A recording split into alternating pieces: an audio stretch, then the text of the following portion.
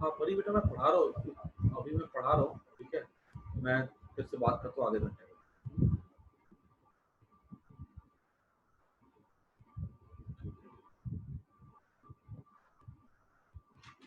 ठीक है? अच्छा ये हमारे को आ गया यहाँ पर इसका समझ में अच्छे से, इसमें किसी को डाउट नहीं है। अब यहाँ पर देखो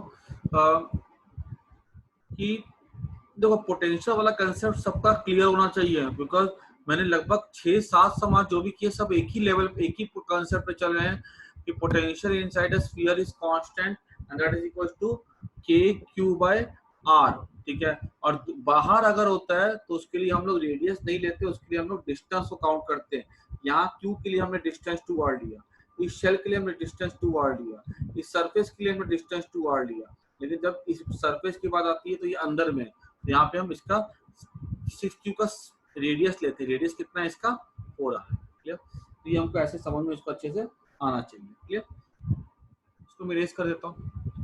अब देखो एक छोटा सा कंसेप्ट है, ठीक है, जिसको हम लोग काफी काम का है ये, और ये ऐसा बोला गया है कि एक स्फीयर है,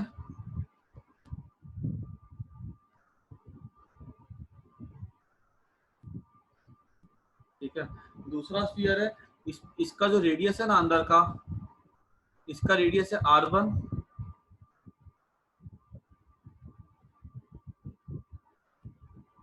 इसका रेडियस है r2,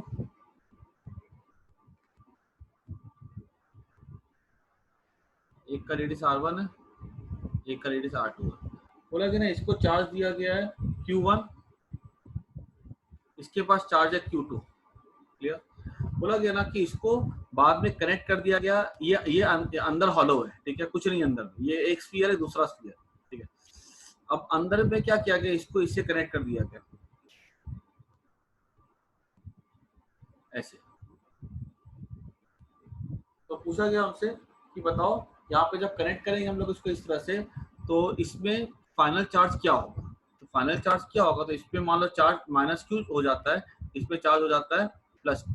ठीक है, तो चार्ज क्यू क्यू ट्रांसफर होता है जब हमने इसको ऐसा करके कनेक्ट कर दिया। अब जब कनेक्ट किया तो हमको एक ही बात हम सीखते आ रहे शुरू से कि जब कोई दो बॉडी को कनेक्ट करते हैं तो उनका पोटेंशियल कैसा हो जाता है, तो आंसर सेम हो जाता है। अगर पोटेंशियल सेम हो जाएगा तो हम क्या बोल सकते हैं, यहाँ पे इसका पोटेंशियल क्या हो जाएगा कि ये सरफेस S1 है, ये सरफेस S2 है, S1 का पोटेंशियल और S2 का पोटेंशियल कैसा हो जाएगा, सेम हो जाएगा। तो पोटेंशियल ऑफ S1 क्या हो जाएगा, ये हो जाएगा के Q1 minus Q by R1 plus के Q2 plus Q bye R2। ठीक है, ये अंदर यहाँ पोटेंशियल कांस्टेंट रहे, ठीक है, सरफेस पे निकाल लेंगे, एक तो इसकी वजह से और एक बाहरी शेल की वजह से। पोटेंशियल ऑन सरफेस H2, ये क्या हो जाएगा, के Q1 माइनस Q। अब ध्यान से सुनना, ये वाला सरफेस जो इस सरफेस के बाहर है, तो इसकी दूरी कितनी है सेंटर से इसकी, वो R2 है, यहाँ पे R2 लेंगे ना कि R1, ठीक है, क्योंकि बाहरी में।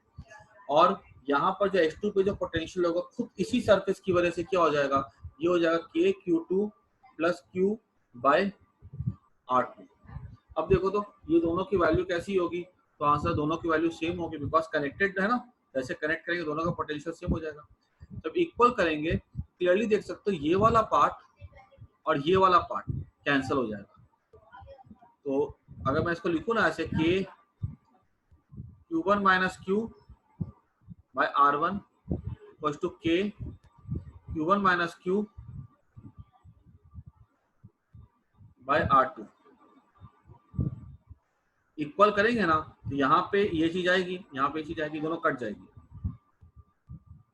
ये के कट जाएगा, तो हम क्या ले सकते हैं, Q1 माइनस Q हमको निकालना, क्या हमको तो निकालना है यहाँ पे Q निकालना ना, तो यहाँ पे हम क्या ले सकते हैं,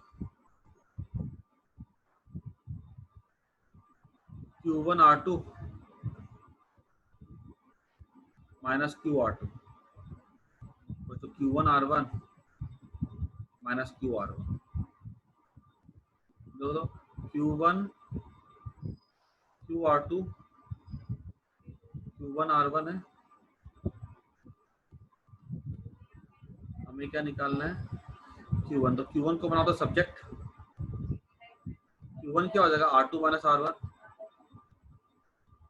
इक्वल्स टू, इधर चला जाएगा, ये हो जाएगा, Q कॉमन ले लो, यहाँ पे जगह R2 माइनस R1 हो जाएगा। खाली सिंपल मैथ्स है। Q1 को यहाँ सेपरेट बनाया गया, यहाँ पे तो ये R2 माइनस R1 कैंसिल हो गया, Q1 किसके इक्वल बचा, Q2। Q1 मतलब देखो यहाँ पे सबसे इंटरेस्टिंग चीज क्या है कि Q1 किसके इक्वल है, Q किसके इक्वल है, Q1 के। बड़ी काम की चीज है, मतलब यहाँ पे चार्ज कितना बचा, 0 बचा। जब ऐसा कनेक्ट करते हैं ना तो अंदर का पूरा चार्ज होता है बाहर में ट्रांसफर हो जाता है। ये कहने का मतलब है, अगर हमने दो कंडक्टर को हमने ऐसे जोड़ दिया ना अगर ऐसे करके, तो यहाँ का फुल चार्ज बाहर ट्रांसफर हो जाएगा। अगर मान लो बाहर में चार्ज अगर 2 है, अगर अंदर में चार्ज अगर 100 है, तो यहाँ पे 100 का 0 हो जाएगा, यहाँ पे 102 हो जाएगा, ऐसा। क्लियर? ये हमने यहाँ से सीखने के लिए मिला, और लॉजिकल भी है, क्योंकि मान लो 2 कंडक्टर है, ठीक है, हमने इसको वायर से कनेक्ट कर दिया। तुम्हें नहीं लगता है कि ये जो 2 कंडक्टर है, जैसे वायर से कनेक्ट किया, ये एक कंडक्टर की तरह बिहेव करेगा? और किसी भी कंडक्टर में चार्ज हमेशा कहाँ रहता है, बाहरी सरफेस पे रहता है, हमने पढ़ के रखा है। कोई भी कंडक्टर में चार्ज होगा तो वो अंदर में चार्ज होगा तो वो कहाँ, बाहरी सरफेस पे रहेगा। वो लॉजिक तुम अगर यूज करो तो भी हमको सेम रिजल्ट मिलेगा। और यहाँ हमने मैथमेटिकली भी करके देखा, आंसर सेम नहीं आ रहा। ठीक है, चलो फटाफट इसको नोट कर लो एक बार, तो पानी भी क्या है।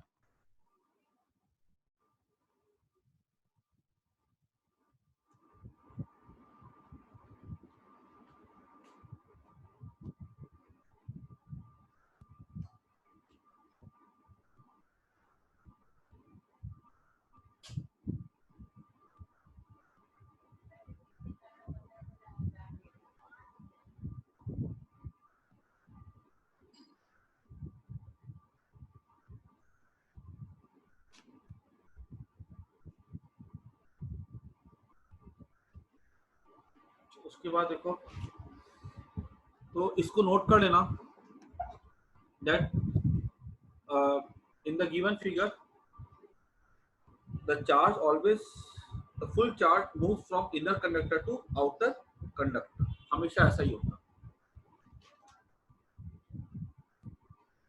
और एक्चुअली पहले एक पता डिवाइस था, एक तुम लोगों के सिलेबस पे था, अब हटा दिया गया, आईएससी से भी हटा दिया गया, सीबीएसई से भी हटा दिया गया। वो डिवाइस का नाम था वेन डी ग्राफ जनरेटर, ठीक है, वो एक्चुअली इसी कंसेप्ट पे बेस्ड था। ठीक है, अब वो डिवाइस को हमारे सिलेबस से हटा दिया। अब हमसे क्या पूछा गया है कि चार्ज डिस्ट्रीब्यूशन, तो चार्ज डिस्ट्रीब्यूशन इसको इरेज कर देता हूँ। हमारा नेक्स्ट टॉपिक है चार्ज डिस्ट्रीब्यूशन।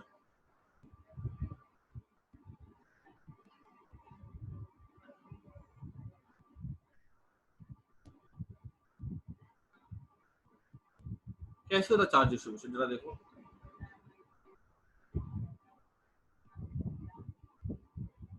एक स्फीयर है, ठीक है, और उसके अंदर दूसरा स्फीयर है,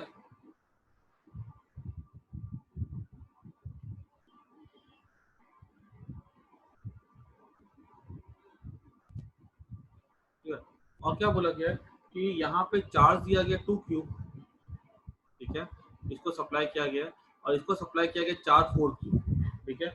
तो बताओ बाद में जैसे हमने चार्ज डाला, अब चार्ज का डिस्ट्रीब्यूशन कैसा होगा, समझना ध्यान से। यहाँ पे 2Q चार्ज है, ये 2Q कहाँ पे रहेगा, सरफेस पे रहेगा, ठीक है। तो ये यहाँ पे इंड्यूस करेगा नेगेटिव चार्ज, और चार्ज हमेशा कंडक्टर में कैसा होता है, इक्वल एंड अपोजिट इंड्यूस होता है। बाहरी सरफेस पे चार्ज अब कैसा दिखाएंगे, देखो यहाँ पे चार्ज में दिखाऊंगा माइनस, यहाँ पे 2Q रहेगा, यहाँ आ जाएगा -2Q इनर सरफेस, क्योंकि अपोजिट इंड्यूस होता है। अब यहाँ पे हमने कितना दिया, 4Q दिया, यहाँ पे टोटल कितना होता है, 4Q होगा, तो यहाँ बाहरी सरफेस पे कितना हो जाएगा, 6Q हो जाएगा। तभी तो 6Q - 2Q 4Q के इक्वल हो जाएगा। इससे जब चार्ज डिस्ट्रीब्यूशन एकदम ईजी है, ठीक है।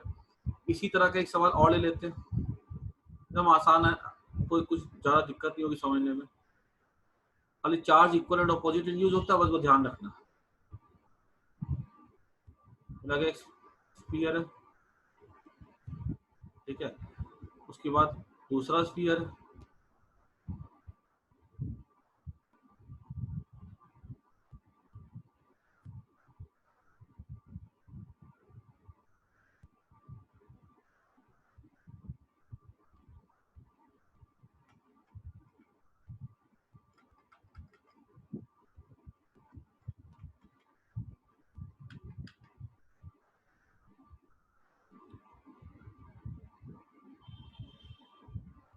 दूसरा स्पीड जो हमारा ऐसा दिया गया,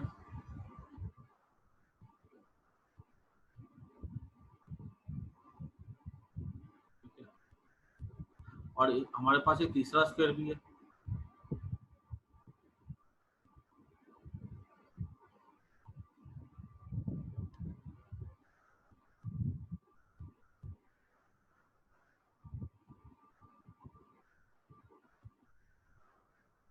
तो वो स्क्वायर ऐसा है, तीन स्फीयर है।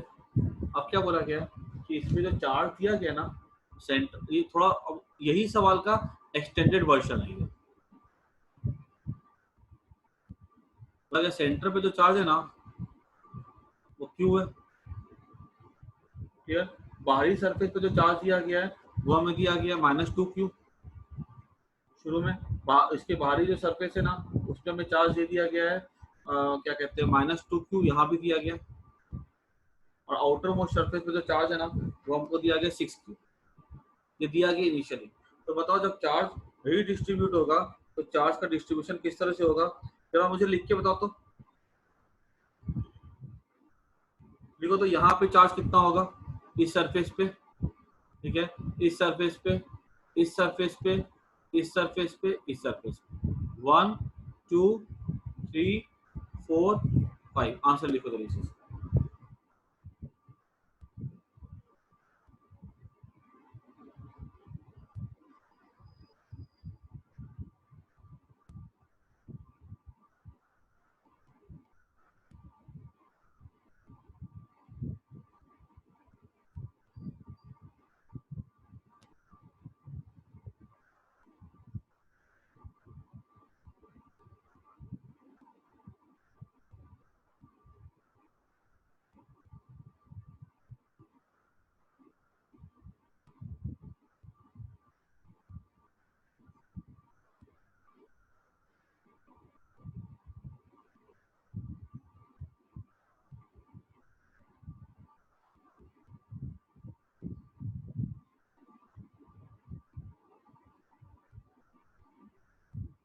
देखो यहाँ पे माइनस, मैं एक बार बता रहा हूँ, ठीक है, जो भी लिखा है उसे चेक कर लो एक बार।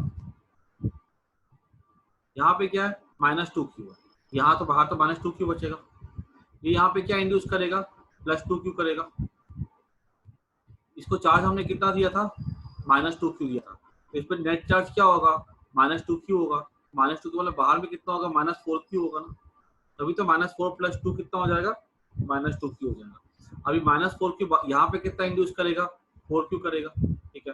तो यानी कि बाहरी सरफेस पे कितना है, यहाँ टोटल चार्ज हमने कितना दिया है 6q, तो बाहरी सरफेस पे चार्ज कितना होगा 2q। बस दो ही कंसेप्ट यूज करना है कि charge equal and opposite induce होते हैं, ठीक है, एक कंसेप्ट। और दूसरा कंसेप्ट कि किसी भी कंडक्टर में अगर हमने उसको बाहर से अर्थिंग नहीं किया, कोई बाहर से कनेक्ट नहीं किया, तो उस पर नेट चार्ज कैसा रहेगा कंजर्व रहेगा, ठीक है। जैसे यहाँ पे टोटल 6q था, तो भले ही यहाँ पे 4q आ गया, लेकिन यहाँ पे 2q आएगा बाहर में, ताकि दोनों का सम कितना रहे 6q। ठीक है, इसको फटाफट नोट कर लो।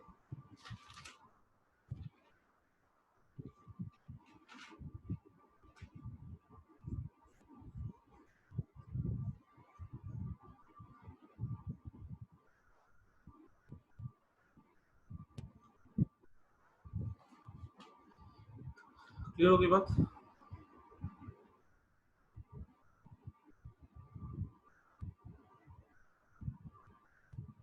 एक मिनट, अरे यार सॉरी, बीच वाला दिमाग से उतर गया मुझे, एक मिनट रुको, उसको सही करना पड़ेगा, एक मिनट। बीच वाला आएगा, रोल प्ले करेगा।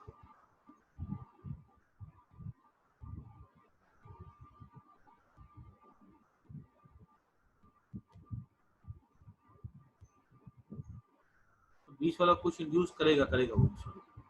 ये क्यू है यहाँ पे आ जाएगा -q, ठीक है।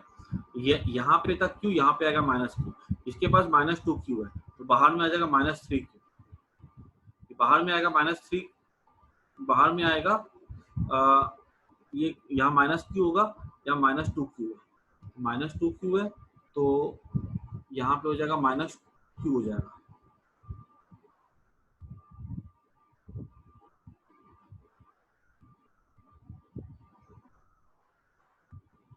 अच्छा, ये माइनस क्यू है तो यहाँ पे क्या आएगा, प्लस क्यू आएगा, बराबर है। तो यहाँ पे अगर प्लस क्यू अगर आएगा तो इसको हमने कितना दिया चार्ज, -2 क्यू दिया, यहाँ पे क्या आ जाएगा, -3 क्यू आ जाएगा। इसके पास कितना -2 क्यू ना, इसके पास -3 क्यू प्लस क्यू कितना -2 क्यू हो जाएगा। अब यहाँ -3 क्यू, यहाँ पे कितना +3 क्यू हो जाएगा, इक्वल और अपोजिट होता है। अच्छा इसके पास कितना दिया गया, 6 क्यू दिया गया, यहाँ पे कितना हो जाएगा, इसको ध्यान रखना पड़ेगा, ये वाला चार्ज भी है, ये प्रॉपर डिस्ट्रीब्यूशन है, अंदर बाहर दोनों सरफेस का दिखा दिया गया।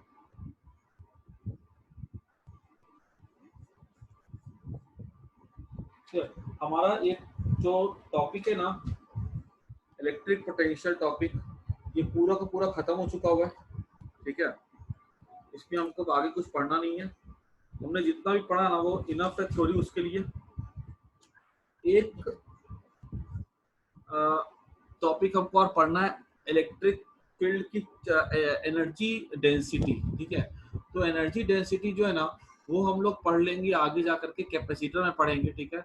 यहाँ से पढ़ने बैठेंगे तो थोड़ा कॉम्प्लेक्स हो जाएगा वो, ठीक है। तो बस इसके साथ हमारा ये पूरा का पूरा टॉपिक खत्म हो गया। अब नेक्स्ट क्लास में जो है ना हम लोग स्टार्ट करेंगे इलेक्ट्रिक करंट। इलेक्ट्रिक करंट करने के बाद हम लोग पढ़ेंगे कैपेसिटर, ठीक है। तो इसके जो भी क्वेश्चंस करा है घर बैठ के उसको प्रैक्टिस कर लेना, ठीक है। जो शीट दी है ना उसमें से देखना, शायद कुछ बच्चों की खुल नहीं रही है, तो मैंने बोला भी था ना कि एक बार जाकर के फिर से ट्राई करो WPS ऑफिस। हमारा वर्जिल खुल गया क्या,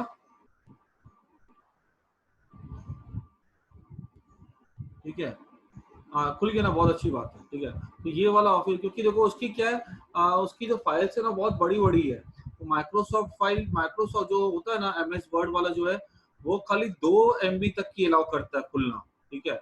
इसकी जो मैंने भेजी है उसकी काफी बड़ी बड़ी, उसकी 2 MB से बड़ी है, 2 MB से बड़ी जो होती है ना उससे नहीं खुल पाएगी, उसके लिए तुमको यूज करना पड़ेगा, और इससे खोलोगे ना फटफट खुल जाएगा, कोई दिक्कत नहीं है, ठीक है। और मैंने बोला भी था कि जो मैंने शीट भेजी है ना, ठीक है, वो नीट वाले बच्चों के लिए तो बहुत इंपॉर्टेंट है। जो IIT वाले बच्चे हैं, ठीक है, उसको सॉल्व फटाफट करके जो उनको थोड़ा एडवांस क्वेश्चन पे भी जाना पड़ेगा, बिकॉज वो जो शीट है ना वो मेंस के लेवल तक की है, और एडवांस के लिए जो मैंने तुम लोगों को शीट भेजता हूँ ना आर्यन की, उसकी थोड़ी प्रैक्टिस करनी पड़ेगी, ठीक है। और सबसे पहले ये बोलूंगा, सबसे पहले कौन सी बुक करनी, तुमको SCB करनी है, ठीक है, SC वर्मा की। उसके बाद ही तुमको कोई भी चीज टच करनी है। अगर तुमने सिर्फ और सिर्फ SC वर्मा भी पकड़ ली कर ली ना, ठीक है, तो मैं तुम्हें गारंटी के साथ कह सकता हूँ तुम्हारा मेंस और तुम्हारा नेट कोई नहीं काट सकता। ये करो, उसके बाद तुमको जो मैं भेजता हूँ जो करना करो, लेकिन मैं हमेशा एक ही बात बोलता हूँ, सबसे पहले तुमको अपने SC वर्मा का एक एक क्वेश्चन तुमको सॉल्व कर लेना। और मैं गारंटी के साथ कहता हूँ कि अगर तुमने जो मैं लिखवा रहा हूँ नोट्स, तुमने अगर ये नोट्स पूरा अच्छे से कर लिया ना, ठीक है, आई कैन गारंटी यू कि 90% क्वेश्चन SC वर्मा के तुम खुद से सॉल्व कर सकते हो, ठीक है। लेकिन तुमको ऐसा नहीं है कि बुक तुमने खोली और बैठ के चालू कर दी, ऐसा नहीं, ये गलत तरीका है। पहले क्या करो, पहले जो मैंने तुमको नोट्स लिखा है उसकी थ्योरी को पढ़ो, उसको उसके सम्स को खुद से करो, एक बार देख करके बिना देखे करो, ठीक है। वो करने के बाद तुम्हारा पूरा थ्योरी वाला पार्ट कंप्लीट हो गया, उसके बाद तुम SC वर्मा की बुक खोलो और सॉल्व करना स्टार्ट करो, देखो तुमसे ऑलमोस्ट सारे क्वेश्चन खुद से बनेंगे, ठीक है। तो यही पे मैं क्लास एंड करता हूँ, ठीक है, बाय। Bye sir.